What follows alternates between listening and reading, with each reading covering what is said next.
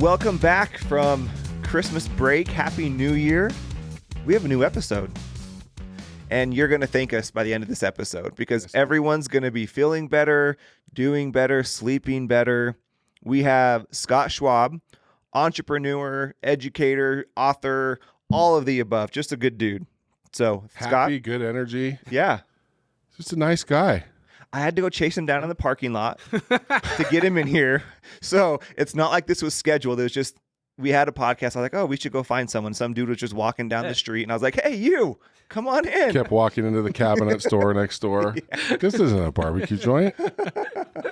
No, but Scott, thanks for coming in, man. Appreciate it. Thanks for having me. So, oh man, so many fun stories. I want to learn a little bit about you first because it talks, when you read like your bio, it talks a lot about growing up in Idaho. Mm-hmm. So talk to us a little bit about like what growing up was like for you. Yeah, thank you so much. So I grew up in a little town, Rexburg, Idaho, and it's unique. Beautiful. Yeah, it has... Freezing. It has, a junior college there at the time when I was growing up. And like, that was kind of your life. Yep. Like everything revolved around the college and, a small community, faith-based community. And so for me, it was perfect. I didn't know any different, right? Sure. But since I've, kind of grown up and left the nest, I really have tried to define myself in a lot of different ways, but my roots are always in Idaho. Yeah. Like I really love Idaho. Idaho people love Idaho. It's kind of like Texas and Southern California people. Yes. Hold on. Yes. It's not. Hold on. That's you. Did you say Texas? Yeah. No, they're not that crazy. Nobody's that crazy. Texans are way too into Texas. But you're right. No, I don't like Southern. I definitely talk like I grew up there, but I would never live there. You have a SoCal sticker on your truck. What? I'm just kidding. Are you serious? No, I don't. It's HB. Okay, I'm just kidding. Oh, you were so confused for a second. You're like, hold on, what? Did you put that on there? I've done that to people. I put stickers on people's cars all the time. That would have been clever. Sorry. So, growing up in Idaho, I mean, was your parents entrepreneurs? Like, was that kind of bred inside of you growing up? Yeah, my dad is, and he was a physical therapist, but continued to open, multiple clinics. Okay. And so I got to see his process, and he's also a very, very hard worker. Like, I've never known anybody that can run at such a high level for as long as he does. And I think by nature, I've kind of wanted to do that and be like that. I've learned to work smarter over the years, but like, I was a blazing glory. Like, we got jobs moving pipe, and like, I was the worst pipe mover, but I was like running through the fields, breaking off pipe, breaking off sprinklers. But like over time, I really enjoyed the work. Okay. And I never really wanted to be a farmer, so to speak, just because I was like, man, these days aren't for me. I can't move pipe all day, and I can't, do spud harvest every year. And all fun to do, so you say you could do it. So you did it, but then it's like, Yeah, and so I always wanted to move on and start businesses and really got into tech. But I mean, my roots really, like, I know a lot of people are appreciative of where they come from, but I had such a simple based life. I mean, it was just simpler back then by nature. For sure. But it's just, I really appreciate my growing up years and my parents. My mom, she was a stay-at-home mom, and she also did substitute teaching. And so that's where the love for learning came from. Okay. Because she was always trying to get us to learn different things, memorize different things. And she's like, repetition is the mother of all learning. That was always what was kind of bred into us. Very cool. So what brought you down to Utah then? Yeah, great question. So I used to do summer sales. Oh, okay. Funny enough, I never did it through like college. I was always like, that's a scam. I'm not doing anything like that. It was. I'm just kidding. And, hopefully everyone knows I did it for 9 years. Don't get offended. It was a joke. But I was at Boise State, and that's where I finished up my college. And this guy's running me down. And I'm like, what do you want, dude? And it was a guy, fellow Idahoan. just a really neat guy, Ryan Roach. But he was like, hey, come out with us. And I'm like, I already got a job at Pulte Homes. Like, I'm leaving literally in 2 weeks to start my job. And that's right when the housing market crashed. Oh, okay. And so when it crashed, I was in Vegas and we had a little family and we were like, we're going to go under. And so I called Ryan and he's like, come on out with us. And kind of the rest is his First Line. Oh, okay. So my first year was there last year. So I was going to say, wow. perfect time to get involved. Yeah, exactly. Stock options and all of this stuff. Back end was awesome. No, none of that actually happened. But it did get me into the industry, and I really saw an area of life that I wanted to improve upon, because I want to be able to be that person that can make a friend within 30 seconds. Yeah. And that's really about the time you have on the door to get somebody to trust you, like you, have confidence in your message. And so I look at the door-to-door time as, you know, some of my best years, but there's definitely a time where you've got to say goodbye to, you know, the old you, or, you know, something you cut your teeth on, and start something new. How many years did you do it? I did it for 7 years. Wow. Where'd you go after First Line? So I started at First Line, went to Pinnacle. Okay. Was at Pinnacle for a couple of summers, and then I went into pest control.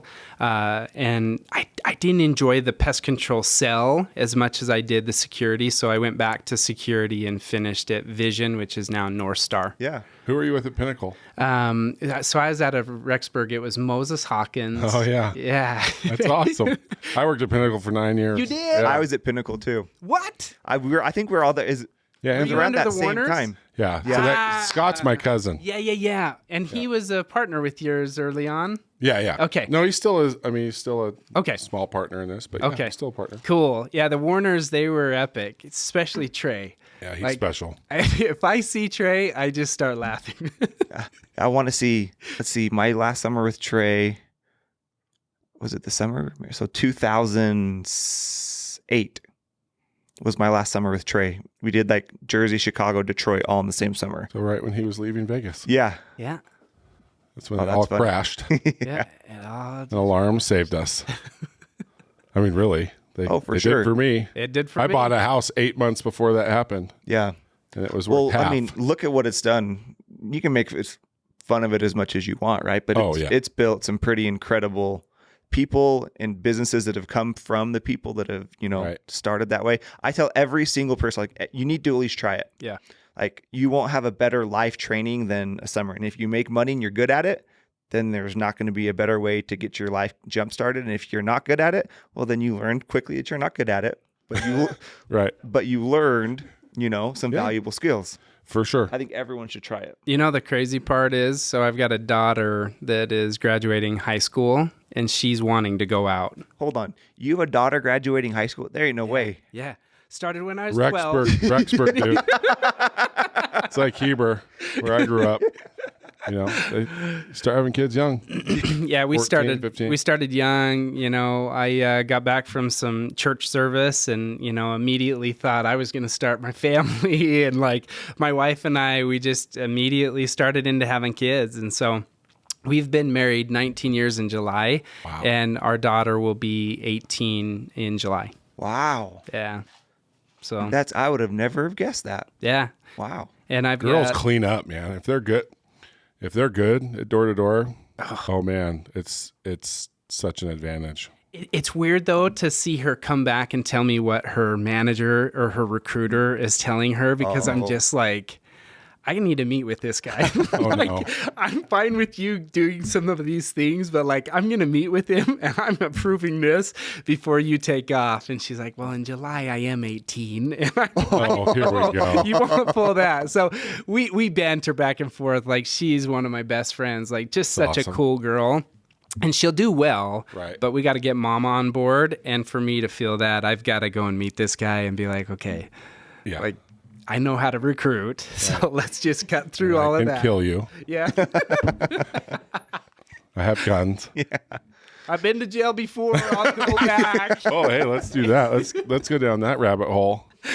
So when did your like entrepreneur journey start? Like, Yeah. did you start something while you were at school up in Boise? Did you wait till after the summer sales game? Like, when did that whole thing, like when did you actually start to, you know, like your first business? What was your first experience there? Yeah. So, kind of during the college time, I was working building log cabins, and I would just kind of sub myself out doing like tasks like there's the chinking and the caulking that happens within the cabins.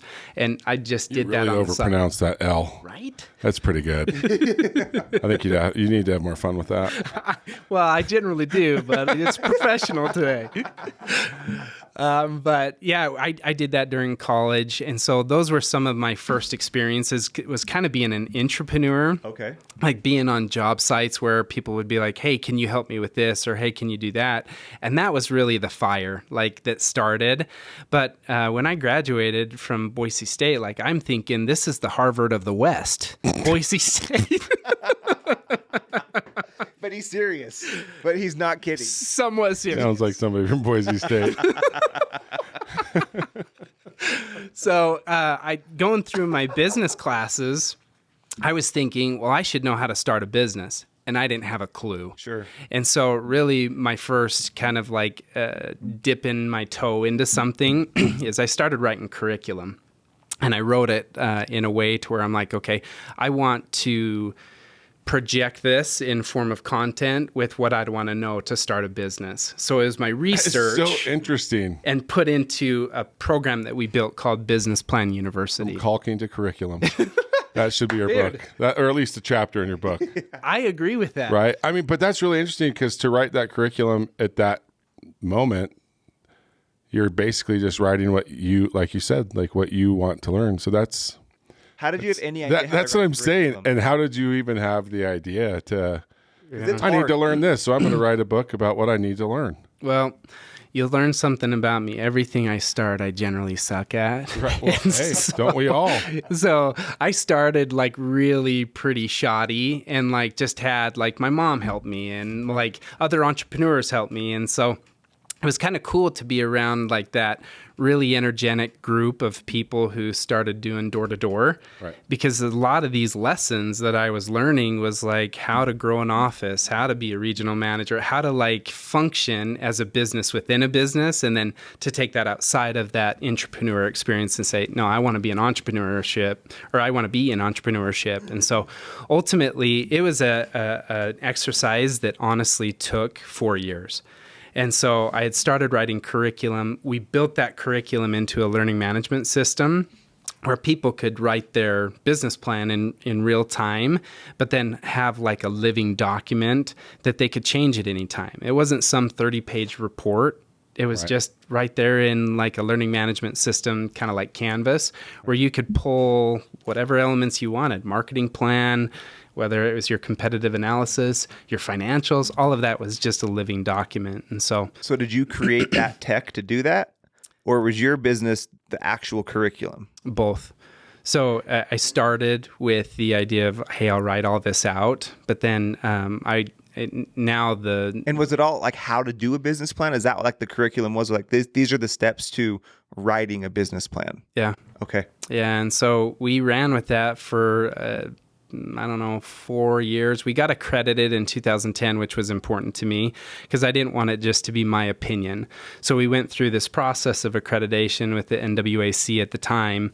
But they were like, this sucks. This isn't good enough. You need to develop this out. You need to, like, if you're going to have a pedagogy of delivery of this education, you need to write it with tests and with quizzes. And so really, like, over that 4-year period was just us kind of like iterating. And then by 2010, we started the accreditation process. 2011, we finally went live with that accreditation, and it's been accredited ever since. But so you didn't lose focus when they told you to go back to the drawing board, and you did use a word called pedagogy. I've never heard that my whole life. It's a fun word. That's an awesome word. I was like, obviously he's good at what he does. You know, it's that word. But I mean, was that kind of deflating to hear that? Absolutely. Like, you're probably really proud of what you did. Yeah, right? Absolutely. 4 years building it, and then some academic who's never done it before tells douche. You. Yep. just because they have a PhD next to their name. Right. Yeah, it was hard, dude. It was really, really hard because you go into something you don't know anything about, and the advice that you're getting back is so stodgy and so almost like, you can't do this. You're not an educator. Right. And I'm a stubborn guy. So I was like, I will do this. I will figure this out. And we did it. Yeah. And it was the most challenging thing I've ever done. All of that writing, I'm not necessarily by nature a writer. I've become that in some ways, but ultimately the accreditation process, it's multiple years. It's all of these like check-ins and external reviews and third-party validation. It was really, really challenging, but I mean, it was where I started, my real career. So with the accreditation, what was it? Was it they counted it like a certain amount of hours that could go towards some sort of degree, like higher education, or like what was it? Yeah, initially it was really just kind of like a certification. Okay. So they would say, okay, you've shown that you have competency in this area. It was post-secondary, so it wasn't for K through 12, but ultimately it could fit into programs. Fast forward to today, it maps perfectly with programs.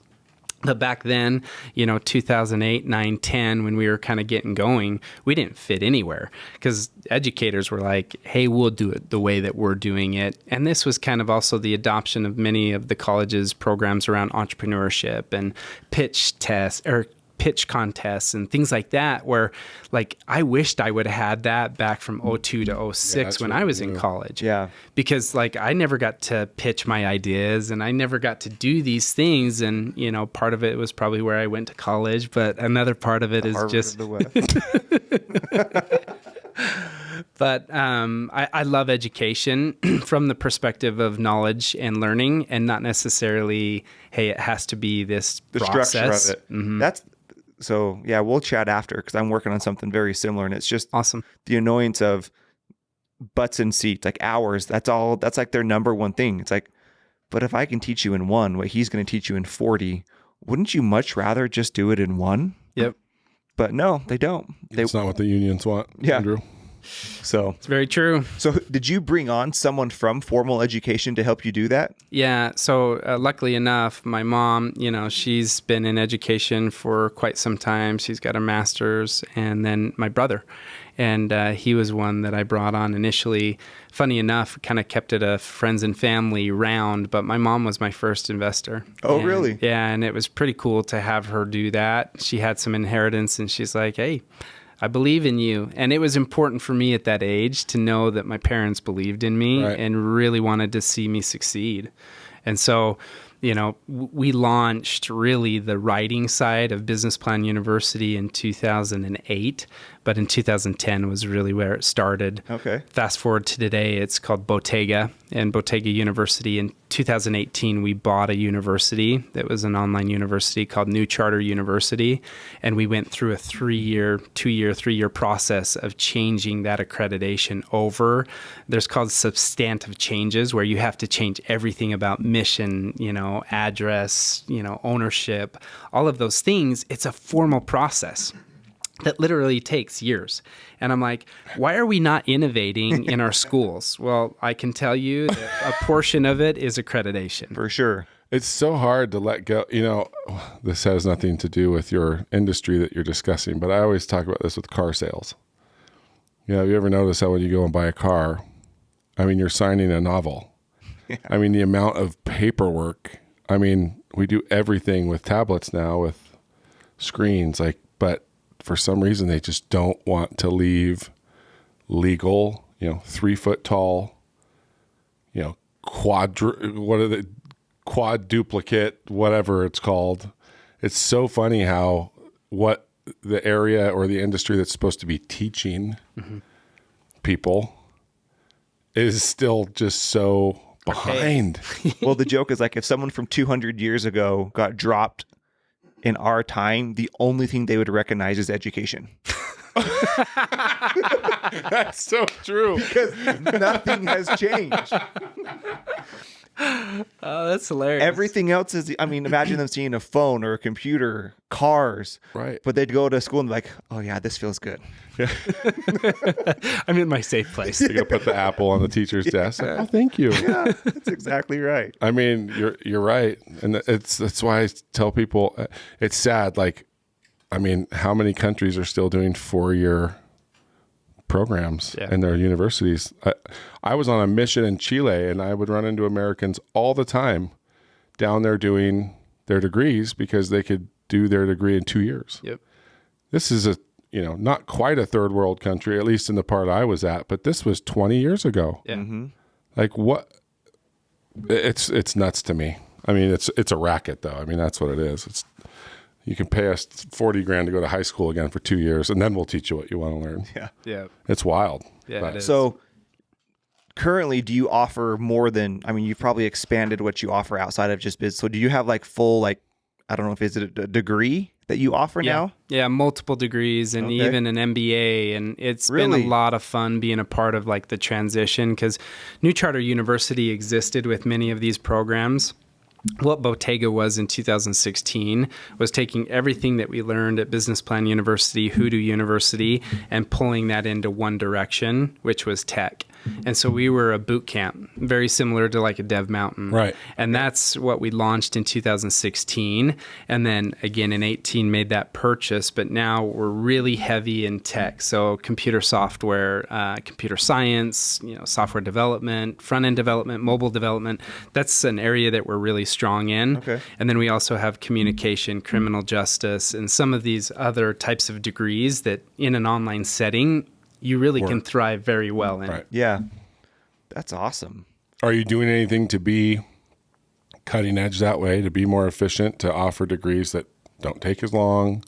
Yeah. I mean, how does that all work? Yeah, great question. I think our biggest innovation is, and I can't take credit for this, one of the partners is brilliant. His name's Jordan Hudgens, but he's developed this learning management system that is behavioral in nature, but also watches keystrokes. It also watches like the AI side and, some of that deeper learning type stuff where, hey, I'm on a screen and I haven't moved my mouse for X amount of minutes, right?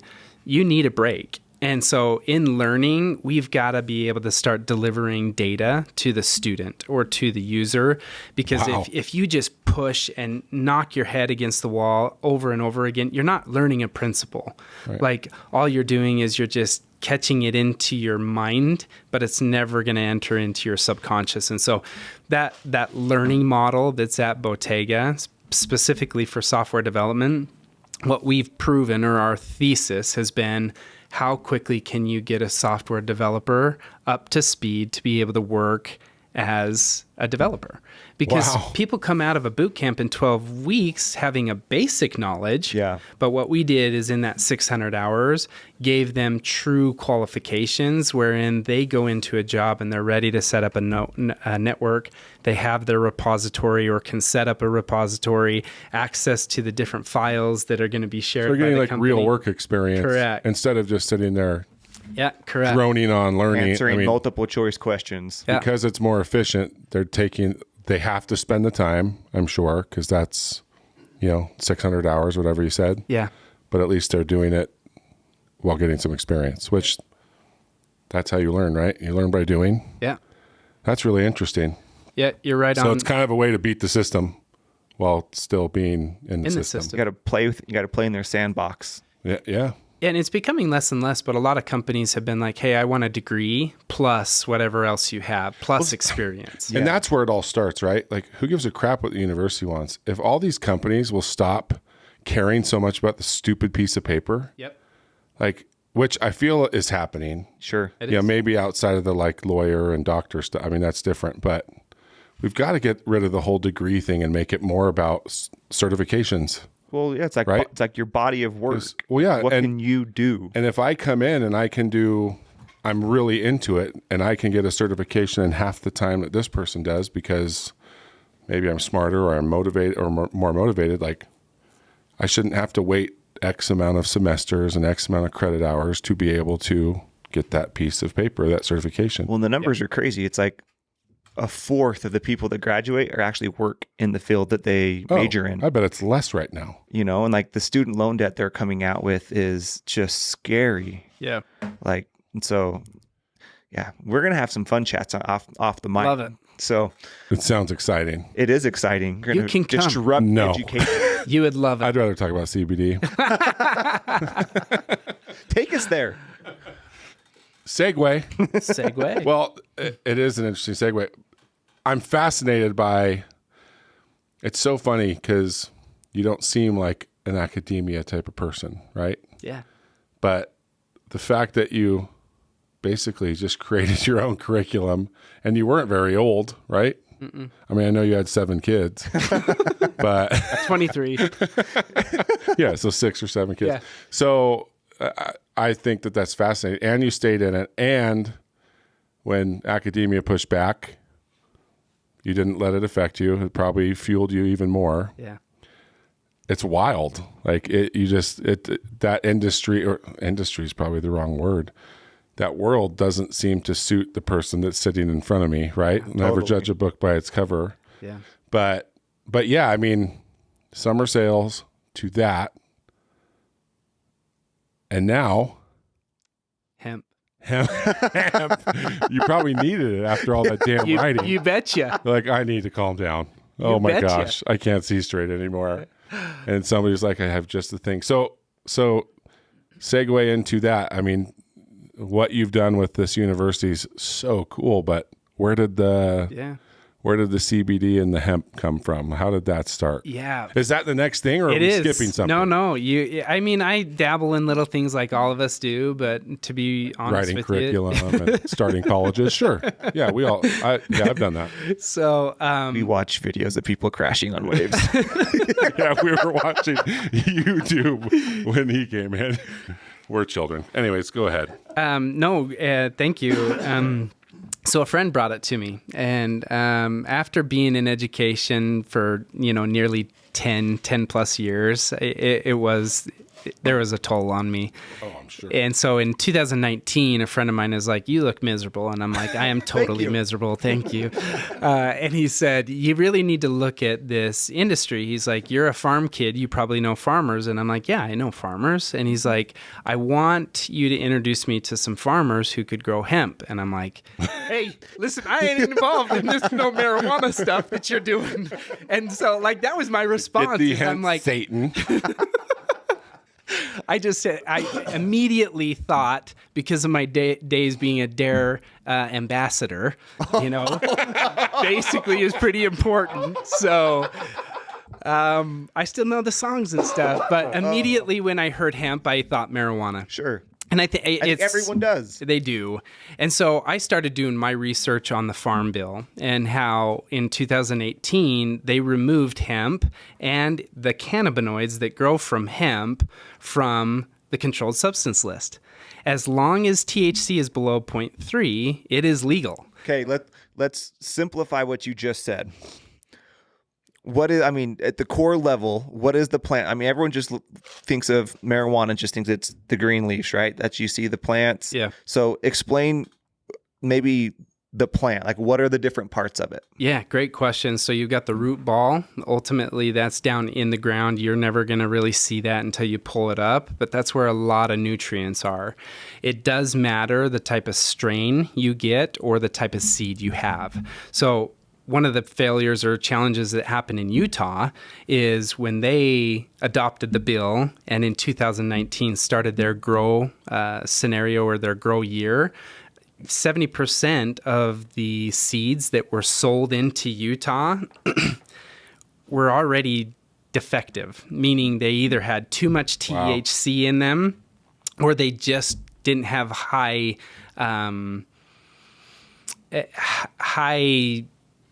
growth yield. And why did that happen? Just they didn't know what they were doing. Someone People kind of just probably suckered them into it. Mormons needed a little THC.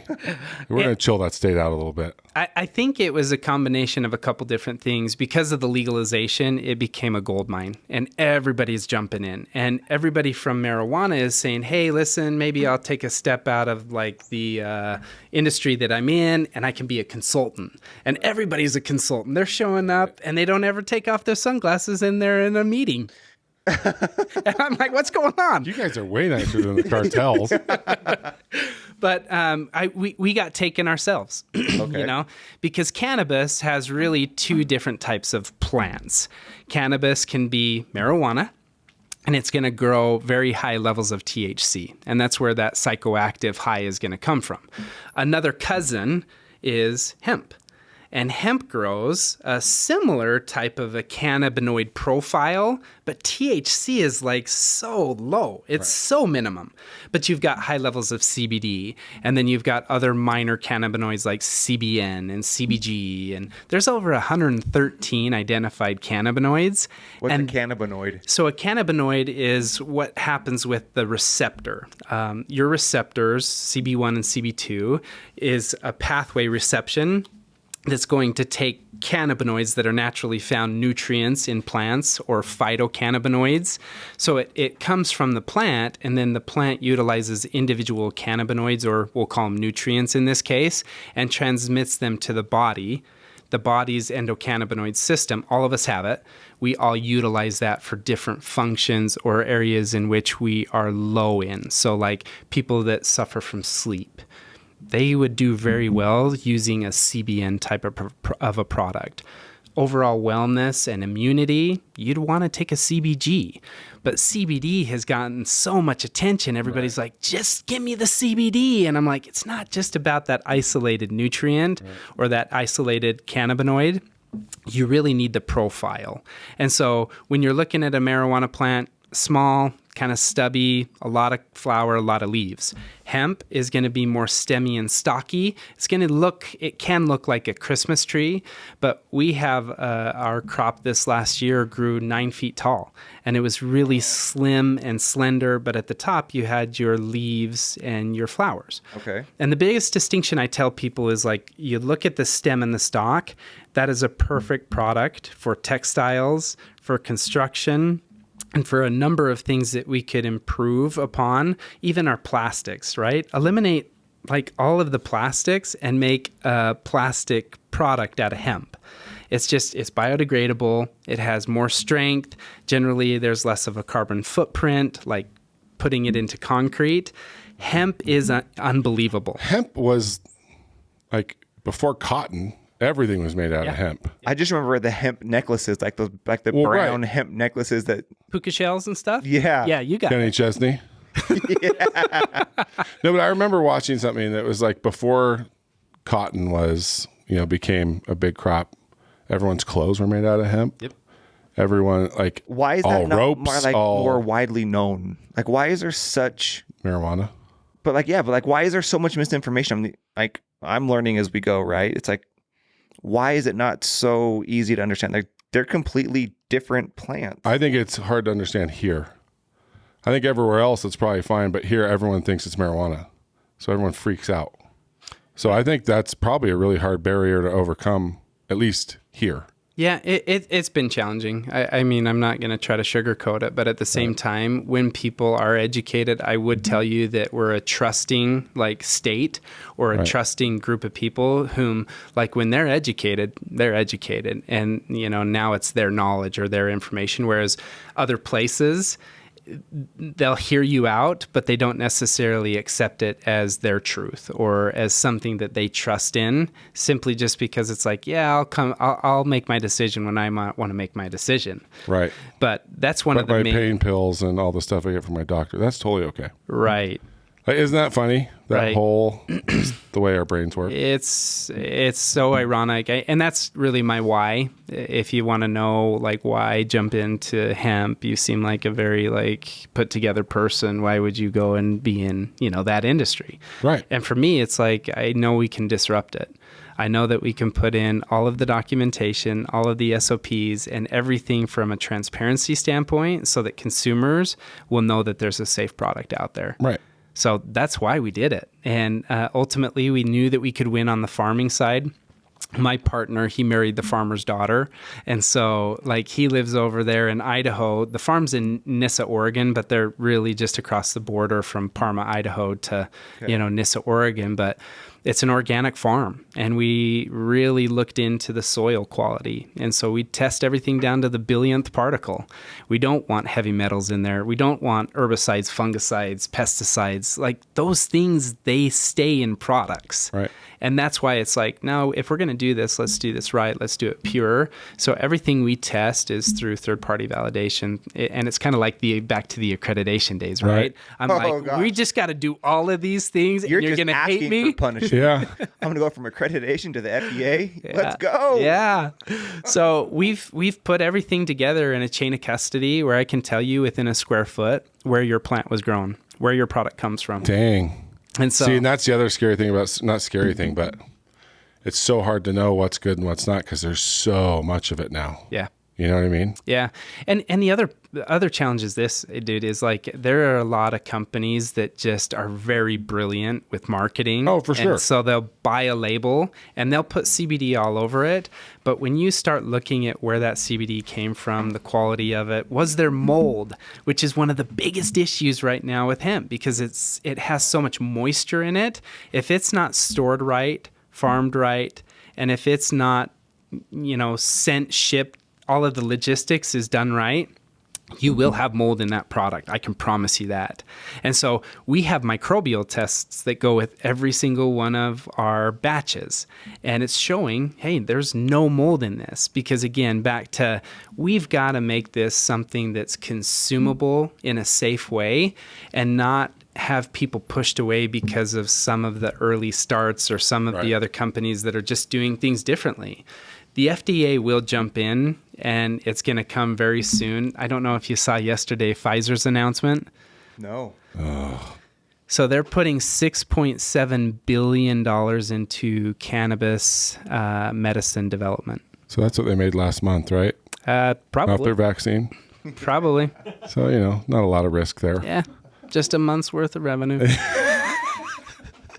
But for us, like, again, what we've seen. But that sucks, right? In some ways, yes. In other ways, no. I guess it legitimizes it, maybe. It does. And I'll tell you the other thing that it does. What pharmaceuticals do well, and there's a lot that I don't agree with. So This is what they do well. They test and they have all of the synthesized amounts so that a person can say, I'm going to take one dose and that dose is going to be a teaspoon or whatever the recommended dosing curve is. Right. That's what needs to exist within CBD. Because like some of these experiences that we hear from people, like they take like a vape pen and all of a sudden they're like high as a kite. Like we hear these stories and it's like, what are you doing? Grow up, people. Right? But the idea is this, is like if we can come up with a proper dosing, well, then you can solve the challenges of whatever your ailment is, sleep, anxiety, inflammation, pain.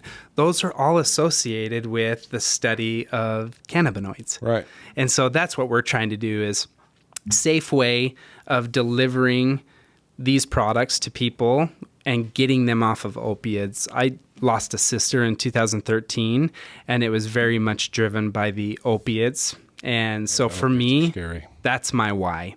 Is like, I can't see another family or group of people go through that scenario of I'm totally addicted, but if you would have known me a couple of months ago, you would have seen the most put together person that you'd ever seen. Opiates change people. They change their mind, their willpower, their capabilities, and it's just so sad to see that. And in a state where that is a challenge, that's one of the things that we can give back is really getting people off of those medicines and getting them onto something that's natural from the earth. And so that is our why, or the company why. So what's, as far as delivery system goes, because I know there's multiple. Yeah. But is there one that's proven to be more effective than others? Yeah, so the fastest entry into your system is going to be through your mucous membrane. It's under your tongue, and that's going to access the CB1, CB2 receptors immediately. However, like if you've got topical pain, like the fastest way to get it to the area is actually putting on some type of a topical. Right. Like a cream? Yep. Yeah. Yep. So we've got some creams, and we've got a roll-on. We've got a soft gel that's more of a timed release, but then the tinctures are probably our biggest focus of like delivery. Wow. See, and I've never heard. I'm really familiar with CBD. Like I've taken it a ton, but I feel like it's all really inconsistent. Yeah. Like some work, some don't. But I've also never heard of the CBN, CBG. I just thought it was all, like you said, I thought it was just all CBD. Yeah. And so why is it inconsistent? Yeah. And he brings up a really good point, and you ask a great question. It's farming is different from year to year. Strains are different from year to year. We are lucky enough that we went with a strain called Bubba Kush, and we really had a lot of success with it. And then we propagated our own seeds or grew our own seeds. So we have 18,000 pounds of seeds. So we won't run out of our strain, right? But it also has to be farmed consistently. And that's where there's so many differences like you're experiencing. Right. From batch to batch, you could go with a totally different farm or a totally different provider of your biomass or your oil. And so there does need to be consistency in this industry. And that's an area where we're really committed. Is it all going to move indoors? Is it all, is that really how, that's really the only way to control that, right? Yeah. Dealing with elements and weather and all that. Yeah, the one thing that's crazy about hemp plants is I've seen them be blown over in a storm and actually even be obliterated by like hail. And those plants come back. They come back. Wow. It's the crazy, not all of them. Obviously, I don't want to give this unrealistic expectation. Like it's the super plant of all super plants, but it is really dynamic. And like I've seen plants that are laid over and they will go back up. And it's an interesting thing. Obviously, the root wasn't broken in those scenarios, but like it's an incredible plant. And how do you not think it's interesting? Like in this state where a lot of this is fueled by religion, right? And culture. Sure. Let's just talk about God for a second. If we're going to make a plant, you think of the uses from a single plant. Like what plant on earth does more things than hemp? Or, you know what I mean? I don't know of it. You can dock a ship with a huge ass rope. Mm-hmm. You can sleep better. You can rub it on your body. Like it just does all these different, you can make shoes out of it. It's really interesting. I wonder if there are any other plants. There can't be, right? Are there any other plants that have that many uses? I don't know of one. Again, from a material, you're getting some of the best material that you could ever get. From the leaves and the flowers, you're getting those essential oils or those nutrient-based oils that have all your terpenes, flavonoids, and all of these cannabinoids that really work with your endocannabinoid system, which, dude, the crazy thing is most curriculums in medical school do not teach the endocannabinoid system. And it's like, why in the world would we not? There's no money in it. Correct. So from our perspective, it's an education push. Like we really want people to know, like, well, what's an endocannabinoid system? Oh, it's actually a real thing. Right. And then do the research. Our biggest push this year, which is so exciting for us, is to provide DNA-based or genome-based data. Yeah, that'd be cool. For a person. So I take a kit and you swab your mouth, send it off to a lab, and now you have 8 markers that will tell you how you metabolize CBD, how it works with your system. Like, is it disrupting your sleep? Is there alcohol sensitivity? There's all of these factors that for us, we feel like that's the next step that CBD or the industry of like consuming hemp needs to go to. So go ahead.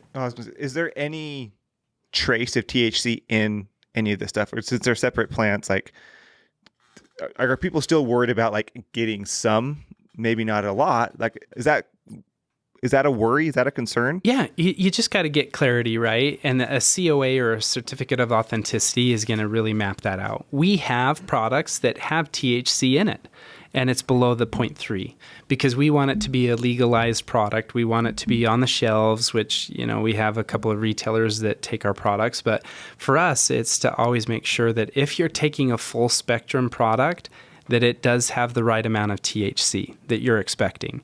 If you take a broad spectrum product, you shouldn't expect any THC. It's all been remediated out.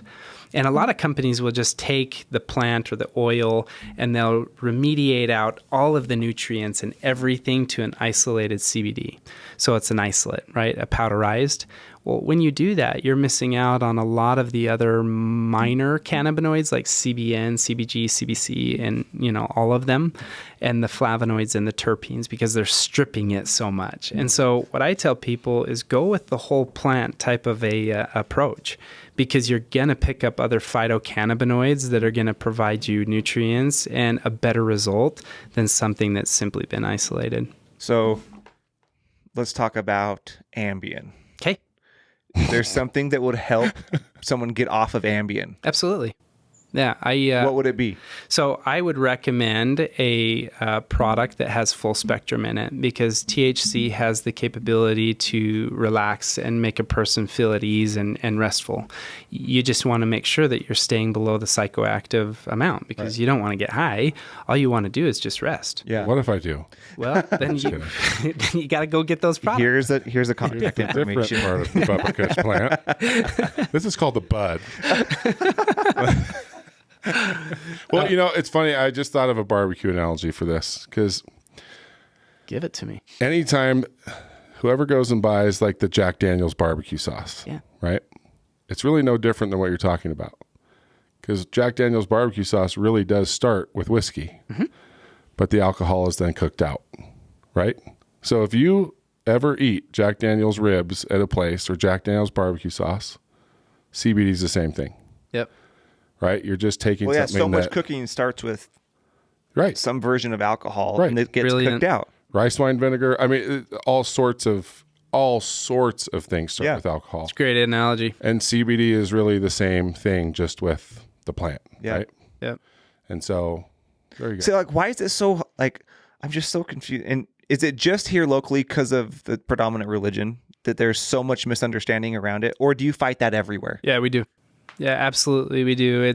There's a higher probability that we're going to run into that in Utah. Yeah. But at the same time, we deal with it in Idaho, we deal with it in Washington, Oregon, California. Washington and Oregon? I don't think so. I'm serious. Bunch of hippies. I'm just kidding. Yeah. No, I get that. It's unknown. Everywhere. It's new. I mean, It's new, right? I mean, and a lot of people are just like, oh, it's a different name for, pot, weed, whatever else, and it's not, but it is hard. But here, I mean, it's when I think I was talking to my dad about CBD for something that he was dealing with, and he's just like, oh, yeah, okay. You want me to smoke weed? And I'm like, what? Dad, we weren't talking about no, that's what I'm saying. Where that's it goes. real. It's like, I'm not going to take this pill. I might as well just go smoke some weed. Yeah. Yeah.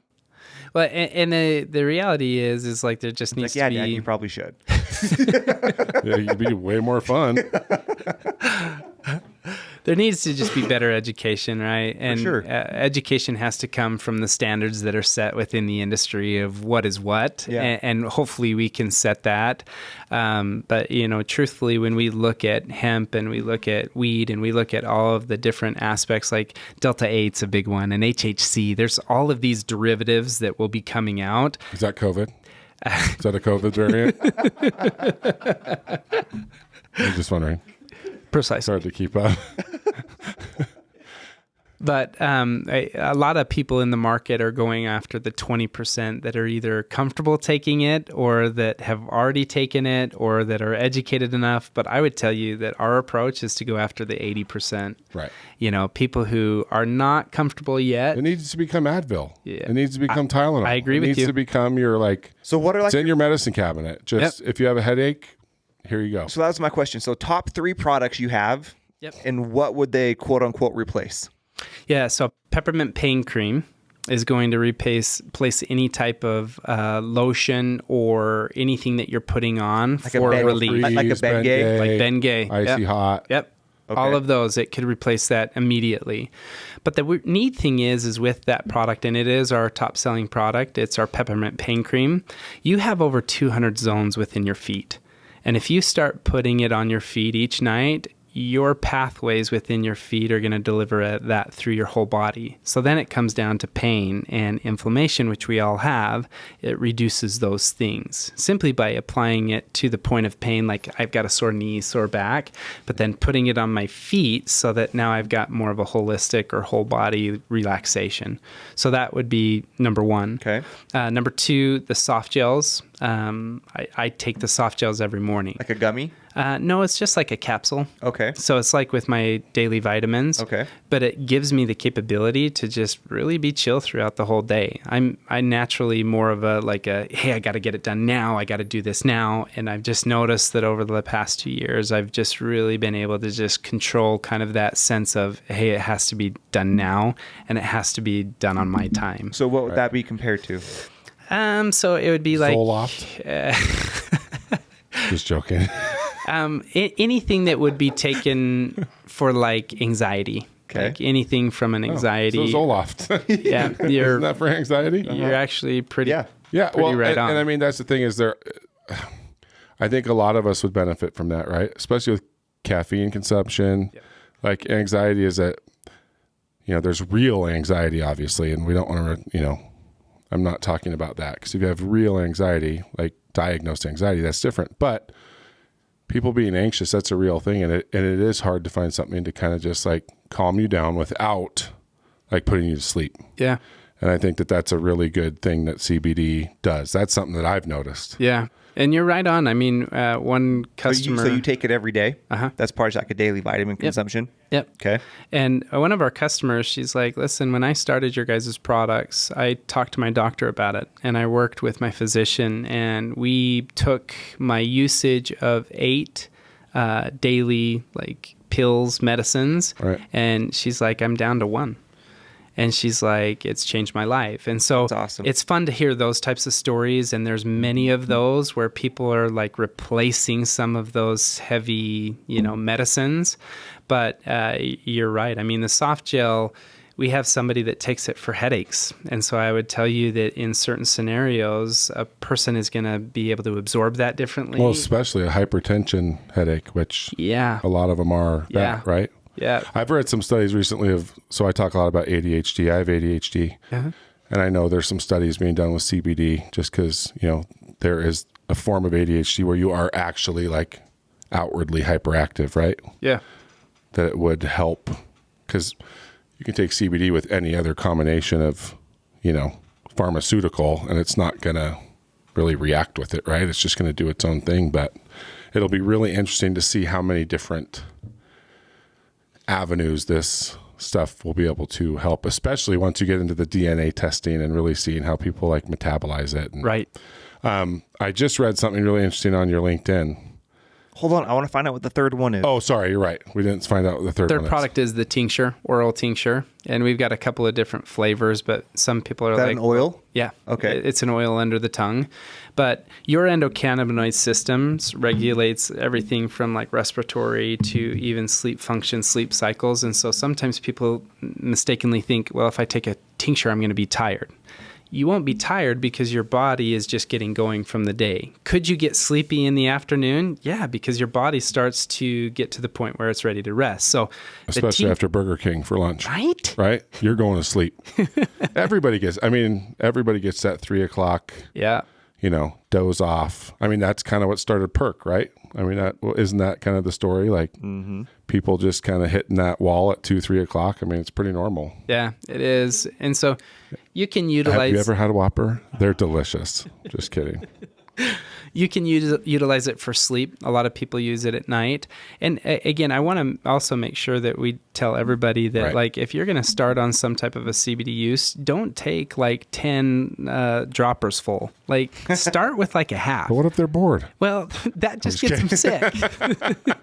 But like we tell people, if you want to sleep at night, start with a half type of a dose. And that's what you'd recommend for someone who has like sleep issues? Yeah. And then I would say the same thing for anxiety, because when you're looking at the CB1 and CB2 receptors and how it transmits with the receptors along the pathway, a lot of it is anxiousness. It's anxiety. It's like, hey, I'm really tense. CBD is perfect for that. Can you overdose on it? Overdose would be the wrong word I would use. Okay. Can it become ineffective? Yes. Okay. Our studies show that after 4 milliliters within a day, you really don't gain any more benefit, And does your body become dependent? It's not a dependency type of thing as much as it's just like a body cycle. Like if people start taking something and they find that it works, like they're going to continue to take that. How many people do that with ibuprofen, which is dangerous? Yeah. That's what people don't understand is you take ibuprofen, even if you take it for a week straight, like you are fully attacking your stomach line. Like that stuff is, you should take it maybe 3 to 4 days at a time tops. Then you take a few days off. So if you can take something every day, like you would Advil, or if you would want to take something like Advil every day. Mm-hmm. I mean, I'm at the age now where it's like, if I play sports every day, I mean, taking a few Advil really helps. So if you can do that with something natural that doesn't attack your stomach line or doesn't make you sick, I mean, that's huge. Yeah. I mean, that's huge. But people don't think that if it's over the counter, they think it's safe to take as much as you want, whenever you want. Right. And so, I mean, I remember the first time I took CBD gummies, my mom was like, just take a couple of these and it'll help you sleep. And I took I'm like, whatever. I took 6. And I was just kind of like, oh, I'm tired. But not, I think I was tired already. It just manifested it. Well, my whole body just like, I think the tension thing is the perfect way to say it. Cause I know that my what do you call that? Your cycle. REM cycle? Starts with a C.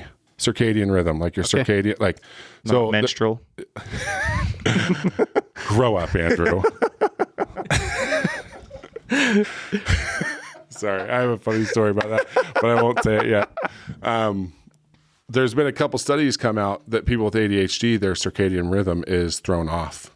So we're supposed to wake up every morning and do a light cycle, that light therapy. Yeah. Just to kind of like rewire our body to realize. That's why we all stay up so late. But what I noticed was when I took that stuff, I was just like, oh man. And it was so easy for me to just go fall asleep. Yep. But it wasn't like Ambien where I wanted to get naked and then in public and then I fell asleep easy. You know what I mean? It wasn't like that. It was just a natural, like, it felt like maybe a neurotypical person when it becomes nighttime, their body naturally just feels tired. And it's so do you take it every night? I haven't, just because the hard thing for me, like whenever I go to my mom's, which I'm going to Wyoming tomorrow, I always stock back up, but I don't know which ones to get. And that's why I'm really interested in this, because there are so many freaking different CBD companies and strip mall stores. Yep. And it's like, which one do you freaking buy? Yeah. And so hearing about all this testing and the consistency, like I'm really excited to try, especially learning about the N and the G. I didn't know any of that stuff. Yeah. Now, one other thing to kind of say, somebody's singing outside my door right now. That's what it sounds like. Shut up. I was just reading on your LinkedIn about some studies that they did about the spike proteins and COVID. Yeah. Like, was that scary posting that? So where it's public now? Right. No. I mean, it's a real study, right? Yeah. It's run by the Oregon State University. Right. And then it was published in the Journal of Medicine. And with all of these, Bloomberg posted it a couple of days ago. Oh, see if they posted it. And so now I feel very confident. Right. You asked me if I would have posted that a week ago, I wouldn't have. I'm serious. So what is it? So if you take CBGA and CBDA, derivatives of CBD and CBG, what you're getting is you're getting two proteins with the spike protein combined rejects the SARS virus attaching to human cells. Yeah, study finds hemp and cannabis compounds block infection of SARS-CoV-2 virus and emerging variants. Researchers affiliated with Oregon State University published a study this week that finds that 2 cannabinoid acids, CBDA and CBGA, are effective against blocking the spike protein of SARS-CoV-2 from entering human cells. Really? Do you sell those things? Yeah. They're in all of our products. Because when you go full spectrum, you now have all of the minors. So like if somebody isolates CBD, they don't have CBDA. Okay. Right? So CBD alone, it will not have those two combinations. But if you go with full and broad spectrum, you'll have them in both of those. Right. Because you're keeping all of the plant. Or it says these cannabinoid acids are abundant in hemp and in many hemp extracts. They are not controlled substances like THC, the psychoactive ingredient in marijuana, and have a good safety profile in humans. Isn't that crazy? That's big news. Kind of rad. It's real big news. And so... Have you seen a boost in sales from that? Oh, yeah. Yeah, it's getting crazy. So Mett Naturals, is that Mett the company? Naturals. We haven't we talked about haven't even that. said the name. Right. We should probably talk about that. So Mett Naturals, they're soon going to be Pfizer. We hope. And then we'll go on a trip with you with the money that you're going to get. That'd be so fun. But yeah, Mett Naturals, METT. And I think there's a lot of people that want to try it. And hopefully if you're listening to this, maybe we could talk to one of the partners and get a code. Wink, wink. Let's do that. Right? So people can try it out. I want to try it. I want to give it to family because I have so many family members that can't go to sleep without like an Ambien or have other kind of things. Ambien is so bad. You know what I mean? But it's like, I would love if there was alternatives. Yeah. Well, and to know which direction to go. So if you're listening to this, I'm sure there's a lot of people listening that have wanted to try it. But kind of like me, even though I'm a fan of it, it's so hard to know which one to try because everyone says they have the best stuff. But after kind of hearing the education that we got on, mold and different farming techniques and seeds and strains, like this kind of gives someone a safe place to start. They know they're going to get something good. And so, yeah, I think this could be really exciting. And so if you do end up trying it, we want to hear about it. Yeah, I think that'd be do. Really cool. Yep. And so what would you suggest for someone who wants to try it out? Would it be the oil? Would it be the pill? Like where is, or does it depend what they're doing it for? Let's match this with like somebody's use case, right? Okay. So like somebody like you and I who go to the gym every day and we're huge and really muscular. You're talking, why aren't you looking at me? Well, I am looking at you. No, somebody that's going to go to the gym. I play pickleball. Dude, that's 100%. Thanks, man. And you're really good at it. I am. Except now I'm not because I had to have an MRI on my knee, so I'm retired. Well, let's get you back. We'll get you pro status. Oh, yeah. Well, thank you. Yeah. I'm up to like a 4.0, 4.5. I'm playing pretty good. But my knee is shot. So anyway, I'll stop now. I need peppermint with the peppermint gel. You're bringing up something that I've been thinking about all day. There is a location where I want to put some pickleball courts. I'm in. Okay. We'll talk about it after. It's unreal how many people are playing. Crazy. And the shortage of courts. Okay, I'll stop. But yeah, the Peppermint Pan Cream, that's going to have some mentholatum in it. And so just realize menthol is a placebo, but what it does for the body is that it does increase like the feels or the circulation to an area. The challenge is a lot of people just throw so much menthol into something, so you're feeling that like uncomfortable. It's like biofreeze. Yeah. Right. And it's like, it's uncomfortable. But like if in the event that you're feeling a little bit of it and then the circulation is going to that given area, back, shoulders, whatever you've just hurt or you're nursing, it will start to really capture those pathway receptors of the pain and the inflammation and reduce those. We did a scientific study where we looked at inflammation, both cytokine inflammation that's more of the respiratory nature, and then just inflammation in the human cell. Right. Treating it with our product every single time reduced inflammation. Every single time. So everybody has inflammation, right? So if it's inflammation on the topical side, I would definitely go with the Peppermint Pan Cream. If in the event that you're dealing with something that's more internal and want to feel more holistic, you're probably best to either use that pain cream on your feet or use an oil base under your tongue. But I'd just start low and slow, right? Like there's a 1 milliliter dropper in each of the tinctures. Is it safe for kids? See, that's for sure. So like giving my kids melatonin every night, could this replace that? Yeah, it could. And let me be safe with this because you still got the acronyms that may find this Dare. Todd. Don't be a fool and think that you're cool because drugs are tricky. Okay. He really was an ambassador. Dude, I was like so far into it. Anyways, like if in the event that somebody's listening and saying, okay, I'd like to try it, there is still that caution of if you've got a pediatrician or you've got somebody who's working with you, you need to talk to them. Right. But what I would tell you is that for the last year, I've had a 7-year-old who just really challenges, her sleep is challenged, right? We just for Christmas got her a Fitbit so that we could track her sleep cycles. Melatonin does some weird things to her. She wakes up, she's not rested, and she's angry. So we stopped melatonin. Well, melatonin isn't, what people don't realize is it's not like Benadryl. It's not like, it's a circadian rhythm. Yep. I mean, it basically is meant to kind of mimic that. Yep. Right. And so, yeah, if depending on where the timing of your rhythm is naturally, I think it can have the opposite effect on some kids. Yep. Correct. And that's what we were seeing with Tay. And so what I did is initially I was like, hey, I'm not going to put the tincture. I'm not going to give her the tincture. She's 6 years old, now 7. And I'm like, we'll put it on the bottoms of her feet. That girl, she falls immediately to sleep, and her little sister that's 4, they share a bedroom. So if one gets kind of like excited and she's like not wanting to sleep, they just don't sleep. And so when we use that on their feet, and it's more frequent than it's not, they sleep like a dream. Really? And so that's how I use it on the littles. Okay. Now I have a 17, 15, and 12, almost 13. And like, they're adult-bodied people, and so I give them less of a dose, but I do as a parent feel good about giving it to my kids. Okay. I would just recommend anybody that's like, oh yeah, Scott Schwab told me it's great for kids. What I'm saying is it's safe for kids, but you've got to make that decision. It's probably safer than the 3 tablespoons of Benadryl that you're shoving down their throat on a road trip. Wait, you want to know something interesting?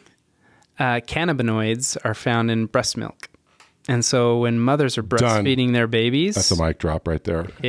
Right? Mic drop. There's the cannabinoid exchange. Everybody has an endocannabinoid system. So can everybody benefit from cannabinoids? Yeah. For sure. So that is fascinating. What about taste? How do you guys deal with that? Because that's, like, especially on a full spectrum, like if you've tried, full spectrum CBD before, it doesn't taste great. Yeah. So I'm glad you brought that up because we have the best tasting products that you will ever taste. I mean, because it's a big deal. It is. Like my mom is really into this stuff. I call her a witch doctor, and she owns her own. She is, what's the word I'm looking for? She has essential oils, professional, but they are her own.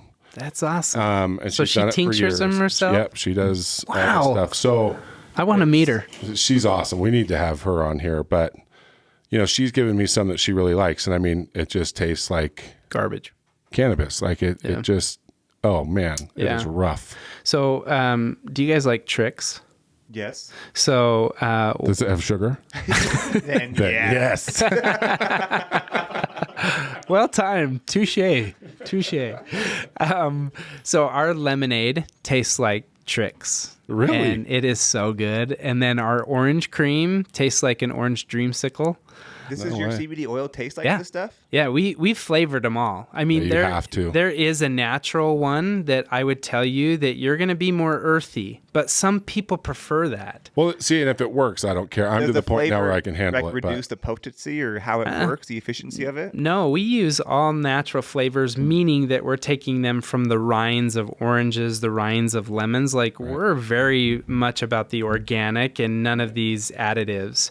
And so when you taste it, it's going to be like you're tasting orange, but you're not losing efficacy. So great question. Wow. Okay, so where do we go to get some? Mettnaturals.com. Okay. And I would just use the code NITTY. Yeah, let's do, or nitty gritty. Nitty gritty. Let's do nitty gritty. All together. Yep. Right. No caps, folks. No caps. No cap. But as the kids would say. That's right. Oh, that's right. Why don't we give them a 10% discount? That's perfect. Let's do it. Does that work? That would be awesome. Okay. I want people trying it, and I'm excited to get some too. And then I want to hear stories. Right. And if we get some good reviews, we'll give you. I'll go buy some more and we'll give it to you for free. Yeah, we ought to do a giveaway. Yeah. We ought to do a giveaway. That would be kind of cool. How about we do this? We've got a ultimate box, or we call it the starter kit. It's 8 products, so they get to try everything. Why don't we give away one? And Let's do it. I'll give you one of those, and you guys can give it away to somebody. Okay. That's awesome. Done. So what do they have to do to enter it? Well, let's think about that. We'll think about it before the intro. Yeah, we'll do it on the intro. Are you guys getting into the pet space at all? Yeah, we've got a pet CBD tincture. I've been giving my dogs that. They both should be dead, but I think the CBD is helping. Seriously, like it's... Serious? I put like 15, they're big dogs, but I put like 15 to 20 drops in their food. Yeah. And I've definitely noticed a difference. Yeah. I'll get you a bacon flavor. Right. That's what our flavor is. And my dog loves it. Loves it. But we have a singular tincture for pets. We're coming out with a pet treat, but it won't be until Q2, Q3. Isn't that fascinating? Yeah. That's crazy. Yeah, but they're awesome. I'll get you some pet treats too because it helps with like I'm excited for hip this stuff. dysplasia and some of like the aging dogs. See, and that's It's what I've so got good. a Bernese Mountain Dog and a Newfoundland. And I mean, for hips. Dude, I got a Bernese Mountain. Do you really? Yeah. Well, I should say it's a Bernedoodle. Right. I was going to say. Yeah. Like I'm not a real man. I'm more of a poodle kind of guy myself. Hey, we added a golden doodle, so we feminined up a little bit. But yeah, it's funny. We have a 1-year-old golden doodle, and just out there pissing off an 8, 9-year-old Newfoundland and a Bernese. And 8 and 9 for those dogs is like 30. I mean, they don't live, they're usually 9 to 10 years, but. Yeah. Is your Newfie long hair? Oh yeah. I love. He's a Landseer, so it's white with big black spots all over him, but his whole head's black. He's a blast. He's so mellow, but yeah, they both have hip issues. Yeah. And my other dog, the Bernese, they're the most cancer prone dog of all breeds. And he's got tumors all over his body, but none of them have grown. None of them have, like my vet thought he'd be gone a year or two ago. Yeah. And he's great. And I use that CBD. I don't use it as much as I should, but when I remember. Yeah. I really do think it helps. Yeah. I'll get you the bacon, and then give that to him. And then I'll get you some treats to see how you like them. Awesome. But yeah, I'll get them to you. You bet. Well, wow, what a story. Well, thank you. It's interesting. Thank you guys. It's been a blast. The whole curriculum thing, I mean, you're probably using a ton of that. Oh, yeah. And all this research and the science behind it. Isn't it so cool to see how everything has its purpose?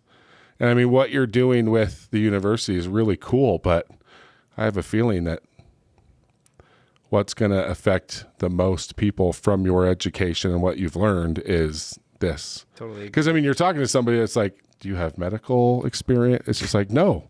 This is what you can learn when you're motivated and into it. And you don't have to have be a doctor. That's different. But, I mean, you're just an everyday guy like everybody else, right? And it's amazing what you can learn and how much education you can just give yourself if you're into it. A lot of it probably just has a lot to do with the fact that I'm a Boise State graduate. Here it is again. Hey, just throwing it in there just a couple of times. At least he's not wearing like all blue. Right. Yeah, I'm not that type of a fan. There's only one stadium. Okay, so I've been on a lot of fields with BYU because I do a lot with BYU.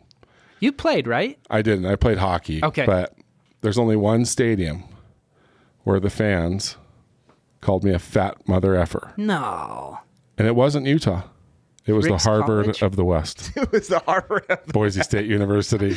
Rudest, worst fans of any stadium by far that I've ever been to. Yeah. It was probably Gold Yeller that It probably was. I will concur with you that some of the fans, they're less than, desirable. They're just bored. Actually, I really like Boise. Boise's actually a lot of fun now. It's changed so much. Yeah, tons of fun. It really is a cool town now. That's a place I could live, I'll be honest with you. Yeah. But I'd live in Meridian, but it's beautiful. That's where we went on our family reunion, right? Mm-hmm. It was awesome. Check out Parma, Idaho next time you're out Parma. Yeah, just really nice. Dude, I'm ready to get out of Utah County, so I'll look at it. I want to go somewhere smaller. I'm ready. Just want to take my Mett Naturals. Hey, tell you what. Go live on a farm. If you guys want to this spring, come up to the farm. We'll put you up in our river house, and you guys come. That would be so fun. And if you like to hunt, like we're doing geese hunts right now, let's go and plan something. Let's go. Have you ever hunted? I'll wear Carhartt. It's Carhartt. I know it is. I know. You can't wear a beanie though. That's the only off-limit things right now. Wait, have you ever bird hunted? No. Come. Dude, That would be really fun. Okay, so if you guys want to schedule something, we've got a couple more weeks that we could do it now, or we can do it in the spring. Oh. So why wait till spring when we can do it now? No, we'll have to talk because I know you're doing some traveling soon. But yeah, dude, that would be awesome. Love to have you come up with this. But I mean, it's really kind of like an invite to anybody that's that curious. Come up to the farm. That would be Let us know. So we're not seeing you just walk through all the fields, but like we'd love to do tours. Why is that guy out there sniffing our plants?